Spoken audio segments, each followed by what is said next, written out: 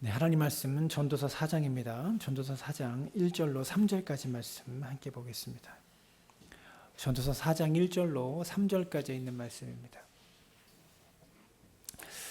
네, 함께 예배할 수 있어서 행복하고 감사합니다. 네, 히터를 한 칸만 줄이면 소리가 안 나요. 옆 사람 바라보고 함께 인사할까요? 당신과 함께 와서 행복합니다. 네, 감사하고 행복합니다. 우리가 전도서의 말씀을 계속해서 살펴보고 있는데 지금까지 전도서는 계속 다 헛되다, 허무하다 이런 얘기만 계속 했죠. 근데 오늘 전도서 4장은 헛됨을 넘어서 허무함을 넘어서 참 참담하다 이런 의미를 담고 있어요. 너무 비극적이다. 이런 얘기들을 전도서 4장에 하고 있는 거예요. 그냥 우리가 글로만 읽으면 그냥 학대받는 자가 있구나라고 생각하는데 그 당시 전도자가 있었던 사회의 삶의 구조나 이 모든 것들을 생각하면 참 참담하다, 비참하다 이런 생각이 들게 마련입니다. 전도서 4장은 비극적인 장이에요.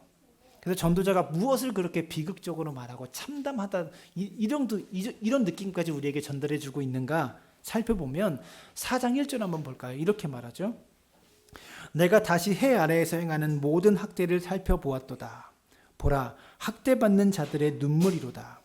그들에게 위로자가 없도다. 그들을 학대하는 자들의 손에는 권세가 있으나 그들에게는 위로자가 없도다. 무슨 얘기냐? 이 세상에 굉장히 많은 학대가 있다는 거예요. 전도자가 살아가는 당시 사회 가운데 굉장히 많은 학대가 있다. 그러면서 뭐라고 말해요? 그들에게는 위로자가 없다. 학대받는 이들 곁에는 위로자가 없다. 그리고 학대하는 자들의 손에는 권세가 있다. 근데 학대받는 자들에게는 위로할 자가 없다. 위로자가 없다. 세상에 가득한 이 학대 중에 전도자가 지금 주목하는 것은 무엇입니까? 위로자가 없다는 것이죠. 위로자가 없다는 것. 그래서 뭘 말합니까? 우리를 위로해 줄 메시아가 너무 필요하다. 그 얘기인 거예요. 다시 정리해서 말씀드리면 학대 중에 가장 비극적인 일은 뭐예요? 그 학대받는 자를 위로할 자가 없는 것. 그래서 메시아가 필요하다 이렇게 얘기를 하는 거죠. 그러면서 2절을 넘어가 보면 2절은 또 이렇게 말합니다. 그러므로 나는 아직 살아있는 산 자들보다 죽은 지 오랜 죽은 자들이 더 복되다 하였으며 아직 살아있는 사람이 살아있는 자보다 오히려 죽은 자가 더 복되다. 이런 얘기를 해요. 여러분 이 말씀은 좀 너무하다, 심하다, 지나치다 이런 생각 들지 않아요? 이게 무슨 성경 말씀이냐? 살아있는 자보다 죽은 자가 더 복되다라고 말하는 게 무슨 성경 말씀이냐? 이렇게 말할 수도 있겠죠. 근데 3절을 보면 거기서 한술 더 떠서 더 나갑니다. 3절을 또 뭐라고 말하냐면 이 둘보다도 아직 출생하지 아니하여 해 아래에서 행하는 악한 일을 보지 못한 자가 더 복되다. 동아야 가만히 앉아 있어요? 누가 더 복되다는 거예요? 해 아래에 아직 태어나지 않은 자가 더 복되다라고 말하고 있는 거예요. 살아있는 사람보다도 죽은 자가 더 복되고 죽은 자보다도 아예 안 태어난 게 더 복되다. 이렇게 얘기하고 있는 거예요. 저희 할머니가 늘 하시던 말씀이에요. 태어나면 고생이에요. 그 얘기를 지금 전도자가 하고 있는 거예요. 전도자는 누가 제일 힘들다고 말하는 거예요? 살아있는 사람이 제일 힘들다. 오히려 죽은 사람이 더 낫고 그 죽은 사람보다 안 태어난 사람이 훨씬 낫다. 이런 주장을 펼치고 있는 거예요. 여러분 이게 성경 말씀이라는 게 이해가 되세요? 성경 속에 담긴 얘기예요. 이게 성경이 맞나라는 의심이 들 정도의 얘기를 지금 전도서가 하고 있네요. 근데 여기서 우리가 전도서 말씀을 잘 읽어야 되는 것이 무엇이냐면 이 말씀을 우리에게 이게 진리다, 성경적인 진리다라고 말씀하시면서 받아들이라고 하는 말이 아니에요. 이해가 되시면 고개를 한번 끄덕여 보세요. 아직 이해가 안 되시는 것 같아요. 지금 성경적인 진리라고 전도자가 결론을 내지 않은 거예요. 그럼 뭐예요?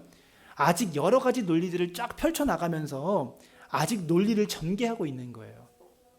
1장에서는 헛됨의 의미에 대해서, 3장에서는 때의 의미에 대해서, 2장에서는 또 뭐였나요?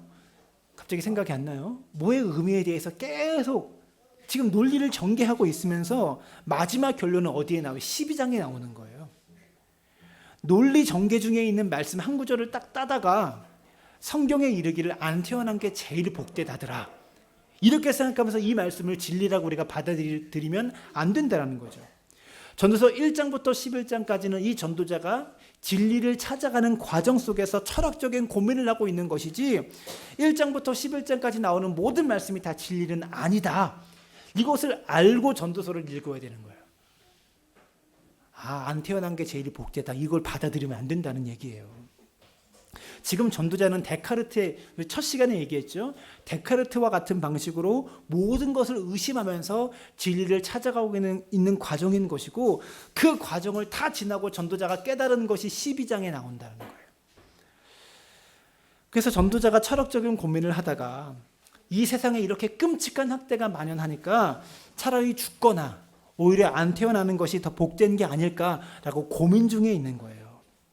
그래서 우리가 전도서를 읽으면서 구별해야 될 개념이 전도서에 있는 말과 전도자가 아니라 전도자가 말하고자 하는 진리가 무엇인가를 구별하면서 말씀을 읽어야 된다는 거죠.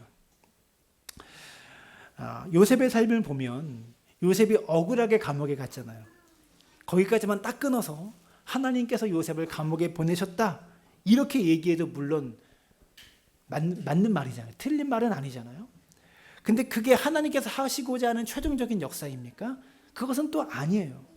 나중에 결국 요셉을 총리의 자리까지 세우시는 게 하나님의 역사지 중간에 딱 끊어가지고 하나님이 요셉을 감옥에 보내셨다라는 것으로 요셉의 인생을 기억하면 안 된다는 거죠.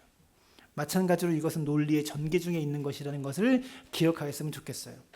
오늘 함께 살펴볼 영화는 노예 12년이라는 영화인데 이 영화도 실제 있었던 이야기입니다. 1808년에 솔로몬 노섭이라는 사람이 겪은 실화예요. 워낙 옛날 사람이라 이전까지는 흑백 사진으로도 진짜 그 사람을 보여줬는데 인물을 보여줬는데 1841년도에 있었던 일이라 아직 사진기가 안 나왔었나 봐요. 그래서 사진이 없어요. 영화 등장인물로 맨 앞에 있는 배우가 솔로몬 노섭의 역할을 맡은 주연 배우인데 이 솔로몬 노섭이 12년간의 노예 생활을 끝내고 나서 자신이 실제로 겪은 일을 소설로 쓴 거예요. 소설이 아니죠. 소설은 꾸며낸 얘기죠. 실제 겪은 일을 쓴 책이에요. 그리고 그 이야기가 영어로 만들어진 실제 있었던 일이에요. 사진을 한 장 보여주시면 1841년에 당시 여기가 뉴욕주인데 솔로몬 노섭이라는 분이 흑인 노예가 아니었고 자유 흑인이었어요. 이해가 되세요? 자유 흑인이었어요. 이 당시는 아직 노예 제도가 완전히 해방되기 전이었고 북부 지방에는 자유 흑인이 있었습니다. 노예로부터 완전히 해방된 자유 흑인이었는데 솔로몬 노섭이란 분은 자유 흑인이었어요. 이 당시 자유 흑인은 백인들과 비슷한 삶의 수준에 있는 중산층이었어요. 바이올린도 잘 켜고요. 솔로몬 노섭은 글도 잘 읽고요. 사업체도 운영하고 있는 중산층이었어요. 근데 이분이 파커라는 사람의 상점에 찾아갑니다. 어느 날. 사진을 보여주세요. 이 파커가 잡화점을 운영하고 있는데 이 파커라는 사람의 상점에 찾아가요. 그 당시 많은 백인들이 흑인을 멸시하고 무시하고 조롱했지만 이 파커라는 사람은 굉장히 흑인을 존중하는 그런 사람이었어요. 그래서 노섭이 들어오니까 미스터 노섭이라고 부르면서 노섭에게 미스터라고 부르면서 노섭을 존중해줘요. 그러던 어느 날 노섭에게 또 다른 사람이 찾아옵니다. 사진을 또 넘겨주시면 두 사람이 찾아와요. 이들이 찾아와서 여러 가지 제안을 하는데 당신이 하는 바이올린 연주가 참 기가 막힌데 우리와 함께 바이올린 연주를 해주면 우리와 함께 다니면서 바이올린 연주에 함께 해주면 우리가 많은 보수를 주겠다 라고 말하면서 아주 깜짝 놀랄 만한 보수를 제안합니다. 노섭은 이 제안에 고민을 하다가 그래 같이 한번 해보자 라고 해서 바이올린 연주 여행을 이들과 함께 떠나기 시작해요. 이 두 사람이 굉장히 근사한 식당에서 좋은 식당에서 식사 대접을 하면서 이 솔로몬 노섭을 아주 극진히 대접해주고 대우합니다. 근데 저녁에 이들과 함께 식사를 하고 술을 한 잔 마시고 잠이 들었는데 깨어나 보니까 쇠사슬에 묶여 있고 지하 감옥 같은 데 들어가 있는 거예요. 사진을 보여주세요. 감옥에 들어가 있는 거예요. 그러면서 노예를 부리는 노예상이 나타나서 아까 파커라는 사람의 집에서는 노섭을 뭐라고 불러? 미스터 노섭이라고 불렀잖아요. 근데 갑자기 노예상이 나타나서 노섭에게 보이라고 불러요. 옛날에 이 당시는요, 아주 백발의 흑인이라고 할지라도 할아버지라고 할지라도 어린애가 흑인에게는 보이라고 불렀대요. 그 정도로 흑인을 무시하던 그런 시대였어요. 노섭에게 나타나서 노예상이 이렇게 손발을 묶여 있는 노섭에게 나타나서 이제 너는 노섭이 아니다. 너에게 플랫이라는 새 이름을 주겠다. 너는 이제 노예다. 이렇게 얘기를 합니다. 그래서 이게 무슨 소리냐? 난 자유인이다. 내가 자유인이라는 증명서도 나에게 다 있다. 그러자 엄청나게 무자비한 폭행이 가해집니다. 그러면서 너는 이제부터 플랫이야. 그리고 너는 이제부터 노예야. 라고 얘기를 하죠. 영화에는 나오지 않지만 이 당시 사회적 역사적 배경을 우리가 좀 이야기하면 이해하기가 더 쉬워요. 어떤 역사적 배경이 있냐면 그 전에는 PPT를 넘겨주세요. 그 전에는 유럽이나 미국이 아프리카에 직접 가서 흑인 노예들을 사냥해서 데리고 왔어요. 노예 사냥이라고 해요. 노예를 사냥해서 데리고 왔어요. 아프리카에 가서 동물을 사냥하듯이 흑인을 사냥해서 고국으로 데려와서 노예로 부려먹었어요. 그게 인권 문제가 생기니까 1808년에 노예 사냥을 법으로 금지시킵니다. 근데 여전히 노예로 잡혀온 사람은 노예인 거예요. 아프리카를 떠나서 노예로 잡혀온 사람은 여전히 노예인 거예요. 새로 잡아오지 않았다 뿐이지. 그러다가 1860년에 가서 노예 해방을 주장했던 링컨이 대통령에 당선이 됩니다. 1860년에. 링컨이 대통령이 되어서 이제 내가 노예 제도를 폐지할 거다라고 그러니까 1861년에 미국 남부에 있는 주들이 우리는 계속 노예를 부릴 거다라고 말하면서 미 연방을 탈퇴합니다. 그래서 미국의 남북 전쟁이 일어나기 시작해요. 61년부터. 그러던데 전쟁 도중에 아직 전쟁이 안 끝났는데 전쟁을 계속 하고 있는데 미국 북부에서 노예 해방을 선언해 버립니다. 우리는 노예 제도를 폐지하겠다라고 노예 해방을 선언해요. 이 남부에 있는 주들은 미국 남부에 있는 주들은 아직 노예 해방을 받아들일 마음의 준비가 전혀 안 됐어요. 그래서 무슨 소리냐? 우리는 계속 노예를 부릴 거다라고 하는데 일단 북부 지방에서 먼저 노예를 해방시켜요. 그리고 결국은 남북 전쟁에서 북쪽이 승리를 내서 헌법으로 노예 제도를 금지시켜 버립니다. 근데 솔로몬 노섭의 이 사건이 벌어진 시기가 언제냐면 한 장 더 넘겨주시면 1841년이니까 이 중간이에요. 노예 사냥이 금지되고 그 노예 해방을 주장했던 링컨 대통령이 당선되기 이 사이에 있었던 일이에요. 그러니까 어떤 일이 생겼냐? 아프리카에서 사냥해 오는 것은 금지되었는데 아직은 노예 제도가 있는 시대였고 노예 사냥을 금지하니까 이제 노예가 부족한 거예요.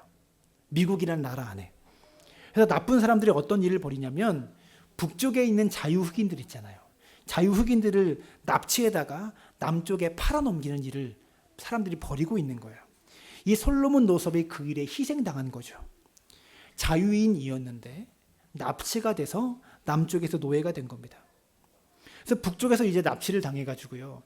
배를 타고 남쪽으로 내려가는 도중에 사진을 보여주시면 몇몇 흑인들이 뱃속에서 이렇게 대화를 합니다. 우리가 싸우자. 이 배에 백인이 몇 명 안 되니까 싸우면 우리가 이길 수 있을 것 같다. 싸우자라고 얘기합니다. 그래서 다른 사람이 우리 3명 말고는 다른 흑인들은 싸우려는 의지가 없는 것 같다. 우리가 나가서 싸워봤자 우리를 안 도와줄 거다라고 말하자. 그러면서 대화가 이렇게 주고받고를 하다가 결국 용기가 없어서 이들이 싸우지 못하고 노예로 끌려가게 됩니다. 이때 싸웠어야 되는데. 이때 싸우면서라도 어떻게 해결했어야 되는데. 여러분 전도서 4장 12절에 어떤 말씀이 있냐면 이런 말씀이 있어요.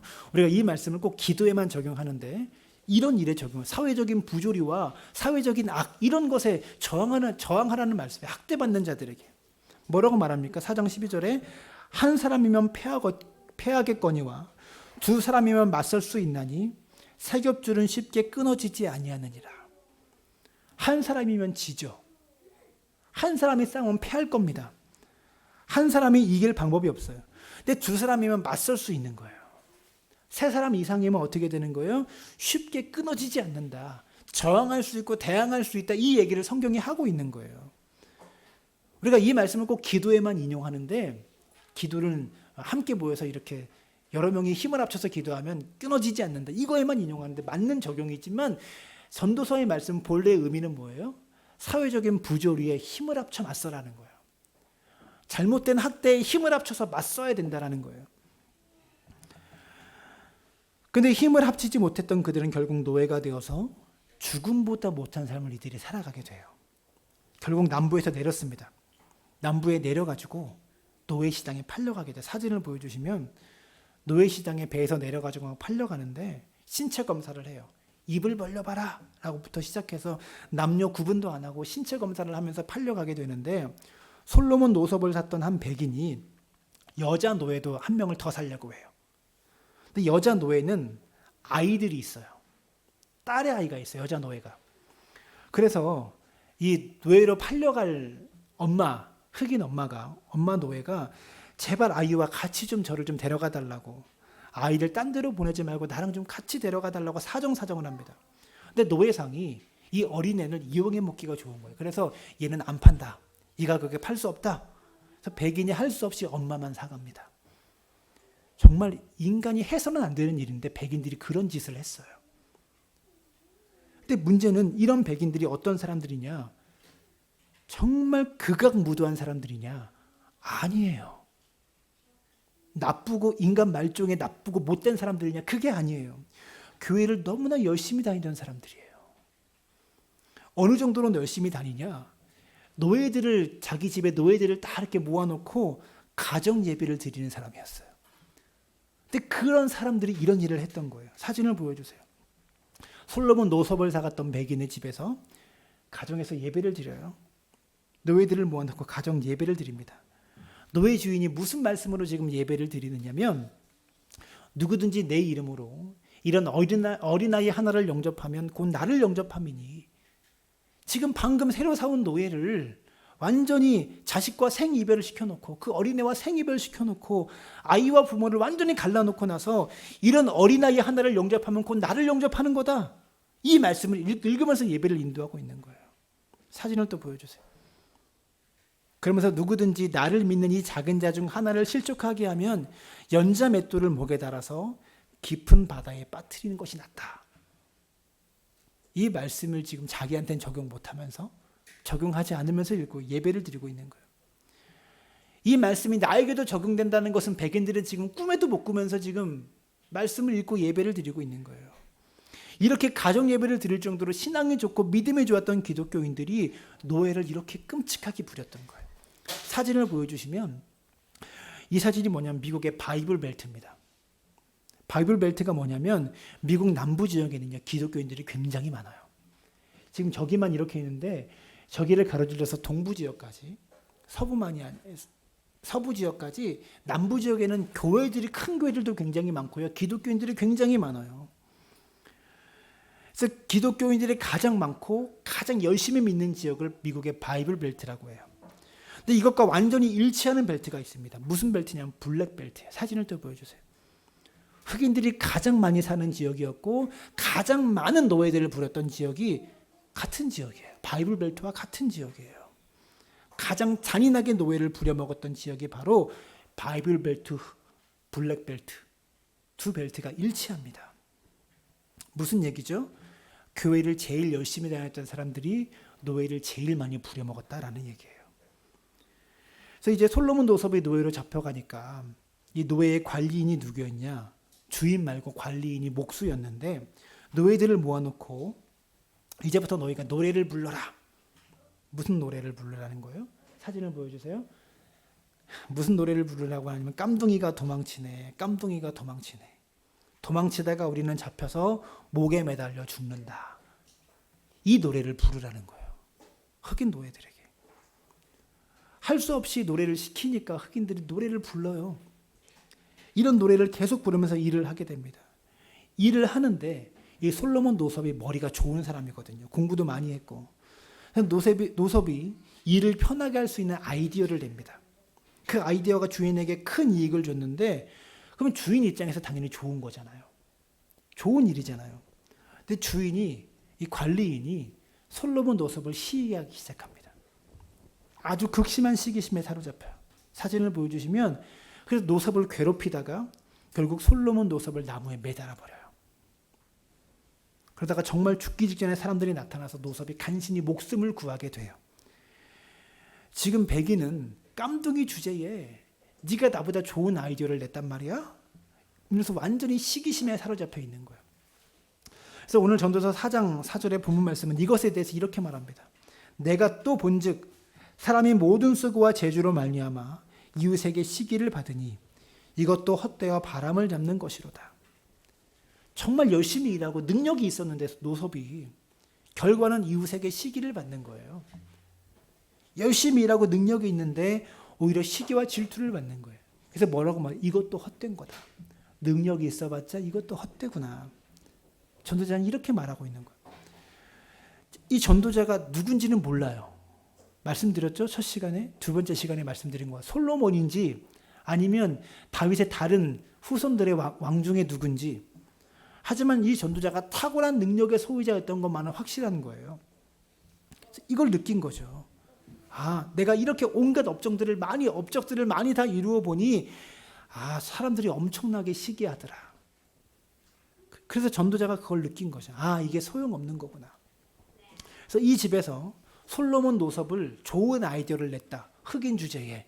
그런 이유로 시기해서 죽이려고 하니까 할 수 없이 주인이 다른 백인의 집으로 이 솔로몬 노섭을 팔아버립니다.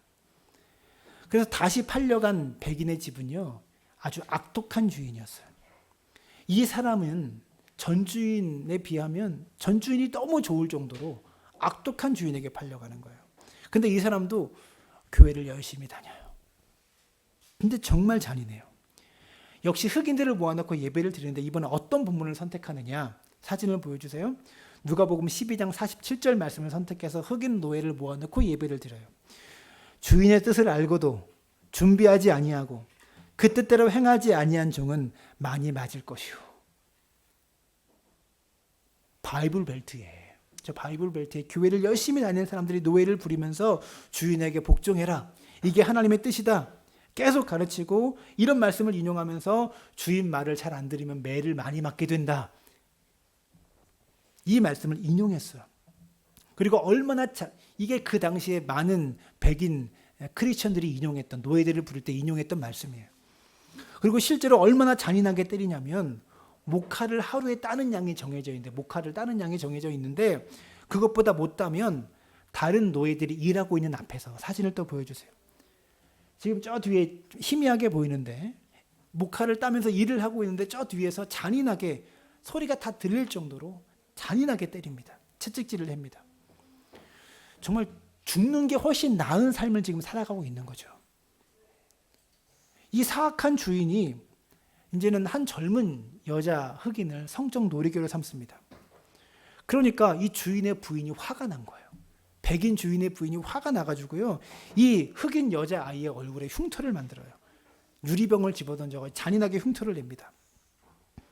잔인하게 핍박을 하죠. 사진을 보여주세요. 얼굴에다가 병을 집어던져서. 그러다 이 흑인 여자 노예가, 또 사진을 넘겨주세요. 한밤중에 노섭을 찾아와서 이렇게 얘기합니다. 부탁이 있다. 나를 좀 죽여달라. 내가 더 이상 살 수가 없으니 나를 좀 죽여달라라고 부탁을 합니다. 그러자 노섭이 뭐라고 말하냐면, 아니 어떻게 내가 너를 죽일 수가 있냐. 이건 하나님이 노하실 일이다. 이렇게 얘기하니까 이 여자가 이렇게 말해요. 나를 죽이는 게 오히려 더 자비로운 행동이다. 도저히 내가 살 수가 없다. 그러자 노섭은 어떻게 내가 사람의 생명을 끊을 수가 있느냐 이렇게 얘기를 하죠. 우리가 읽은 전도서 4장 2절과 3절은 바로 이 여인의 심정을 지금 말하고 있는 거예요. 성경적 진리가 아닌 거예요. 이해가 돼서 이 여인의 심정을 지금 전도자가 이해하면서 말씀으로 기록하는 거예요. 2절 이렇게 말해요. 그러므로 나는 아직 살아있는 산 자들보다 죽은 지 오랜 죽은 자들이 더 복되다 하였으며, 3절 이 둘보다도 아직 출생하지 아니하여 해 아래에서 행하는 악한 일을 보지 못한 자가 더 복되도다 하였노라.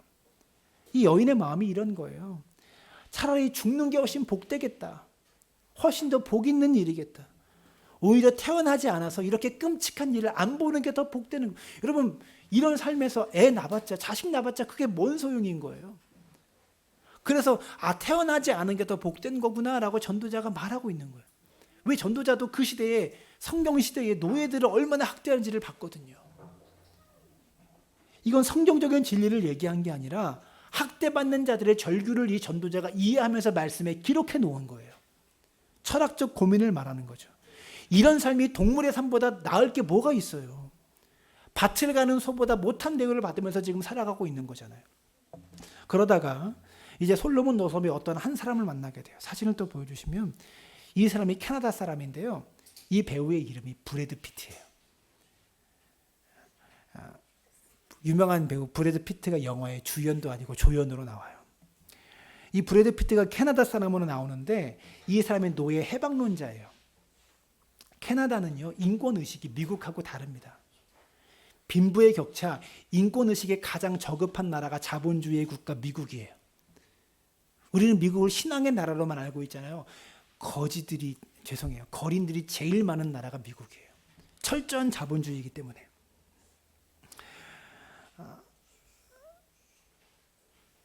그래서 노섭이 이 사람하고 일하다 보니까 이 사람은 노예를 해방시키기를 원하고 있구나, 이거를 알아요.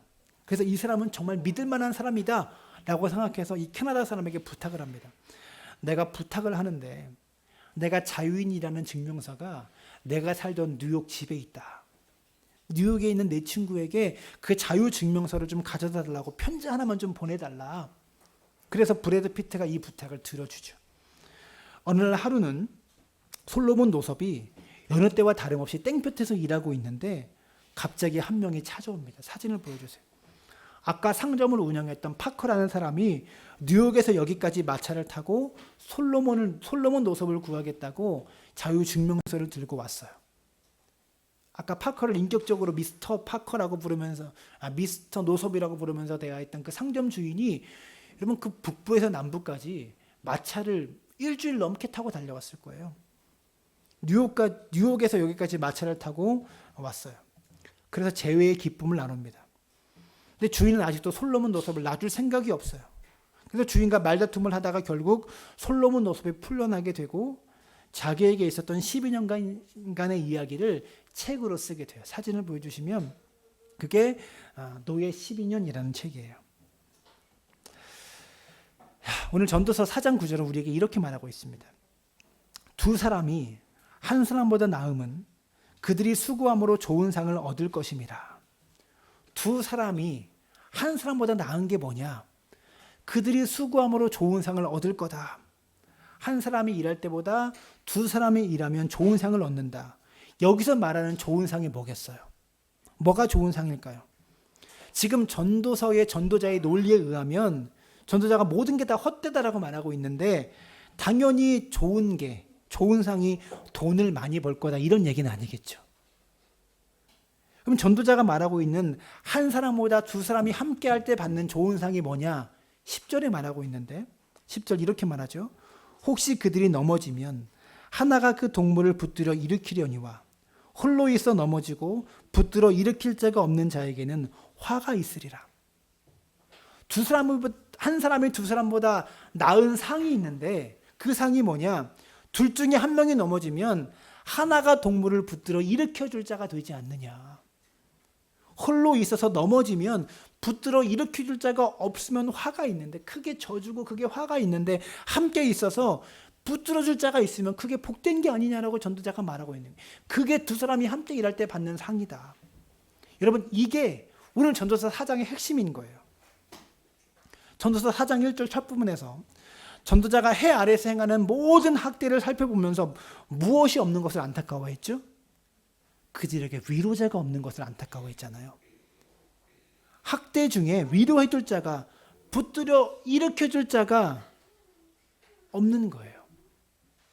그게 전도서 4장의 핵심인 거예요. 오늘 본문을 통해서 우리가 깨달아야 되는 것은요, 나는 학대받는 자들을 붙들어 일으켜줄 수 있는 사람인가? 나는 이런 사람이 될 만한 자인가? 이것을 깨달아야 되는 거예요. 더 나아가서 나는 주님이 내 삶을 붙들어 일으킬 자 되심을 나는 믿고 있는가? 이것을 바라봐야 된다는 것이죠. 여러분, 인간이 붙들어주는 것에는 한계가 있죠. 파커 씨가 아무리 좋은 분이라고 할지라도 인간이 붙들어주는 것은 한계가 있습니다. 궁극적으로 우리를 붙들어줄 분이 누구셔요? 주님이신 거예요. 이 어려움 속에서, 이 절망 속에서 나를 붙들어주실 분은 주님밖에 없다라는 거죠. 그래서 나는 과연 주님이 나를 붙들어 일으킬 자가 되심을 믿고 있는가? 여러분, 이것을 돌아볼 수 있었으면 좋겠습니다. 미국의 찰스 스펄전 목사님이 계신데요. 이 스펄전 목사님은 유명한 부흥사입니다. 이 목사님은 변호사 출신인데 부흥사예요. 굉장히 뜨겁고 열정적으로 부흥회를 인도하시는 그런 분이세요. 스펄전 그 목사님이 이 솔로몬 노석과 같은 시대에 목회를 하셨어요. 그런데 말씀을 준비하기 전까지는 그냥 스펄전 목사님을 저는 대단한 부흥사로만 알았거든요. 근데 말씀을 준비하다 알게 되었는데요. 이 스펄전 목사님이 처음에는 부흥 강사를 하다가 나중에는 목회를 하셨어요. 교회를 다니면서 목회를 하게 되는데, 목회를 하면서 성찬 예식을 집례하면서 어떻게 했냐면 노예를 소유했거나 노예 매매와 관련된 자들에게는 성찬을 주지 않았습니다. 당신들은 성찬을 받을 자격이 없는 사람들이다. 아니, 어떻게 그리스도인이 노예를 소유하고 있냐? 그리스도인이 어떻게 노예를 매매하고 있냐? 당신들은 성찬을 받을 자격이 없다라고 말하면서 성찬을 백인들에게 주지 않았어요. 노예를 소유하고 있는 백인들에게는. 그때 백인에게, 노예를 소유하고 있는 백인에게 성찬을 못 받게 한다는 것은 뭐예요? 교회에서 쫓겨나는 것과 똑같은 거예요. 시간 문제인 거예요. 굉장히 용기를 발휘하신 분이세요. 근데 이분이 진짜 목사고 진짜 크리스찬이신 거예요. 여러분, 오늘 이 시대는 어떻습니까? 이 시대에도 학대받는 자들이 넘쳐나요. 이 세상은 기울어진 운동장이에요. 사진을 또 보였어요. 언제 제가 이 사진 보여드린 적이 있는데, 이렇게 기울어진 운동장에서 축구 시합을 한다고 한번 생각해 보세요. 운동장 아래쪽에서 위쪽으로 공격하는 선수들은요, 이 위에서 아래로 공격하는 선수보다 몇 배는 더 열심히 뛰어도 이 경기를 이길 가능성은 거의 없습니다. 이 세상에 자신의 힘만으로 극복하기 어려운 불리한 조건들이 넘쳐난다는 얘기예요. 그 불리함이 너무 심해서 나의 노력이 내 삶에 아무런 변화도 일으켜내지 못할 때 우리는 억울함이 느끼고, 그 감정이 심해지면 세상에서 분풀이를 하게 되고, 분풀이해도 소용없다라는 것이 느껴지면 어떻게 돼요? 차라리 죽는 게 낫겠다라는 생각을 하게 된다는 거예요. 그래서 오늘도 여러분, 한강 다리에 가면 많은 사람이 뛰어내리려고 마음먹은 사람이 넘쳐나요, 세상에. 예수님은요, 이스라엘 땅이라는 기울어진 운동장에 오셨습니다. 기울어진 운동장에서 패배하고 밀려난 사람들을 찾아가셔서 그들에게 하나님 나라를 바라보라고 가르치셨습니다. 여러분, 이 시대의 교회 역할이 무엇인지 아십니까? 이 시대 그리스도인들이 해야 될 역할이 무엇인지 아십니까? 기울어진 운동장 아래쪽에 있는 사람들을 찾아가서 그들을 위로하고 치유해 주는 역할을 그리스도인들이 해야 되는 거예요. 우리가 그들을 붙들어 일으켜줄 자가 되어야 한다는 거예요. 그리고 할 수만 있다면 그 기울어진 운동장을 바로잡기 위해서, 평평하게 만들기 위해서 힘쓰고, 기울어진 운동장 속에서 우리가 살지라도 정의롭게 살려고 애써야 되는 것이, 그게 교회가 해야 될 일이고 그리스도인들이 해야 될 일이라는 거죠. 말씀을 맺겠습니다. 괴로울 때 주님의 얼굴 보라. 이 찬양 아시죠? 제가 영화에 대해서 설명드릴 때 솔로몬 노섭에게 감정이입을 좀 하셨습니까? 내가 저 상황이었으면 어떻게 했을까? 내가 정말 잘 살던 중상층 흑인 자유인이었는데 갑자기 노예가 돼서 이렇게 살았다면 나는 과연 그 억울함을 어디에 토로할까? 누가 위로해 줄 수 있을까? 예수님밖에 없는 거죠. 누가 위로합니까? 혹시 우리 성도님들 가운데 지금 괴로운 분들이 계시다면, 기울어진 운동장의 아래쪽에서 내가 아무리 노력해도 삶의 환경을 바꾸기 어렵다고 느낄 때 주님의 얼굴을 바라보는 믿음의 사람들 되시기를 주님의 이름으로 축원합니다.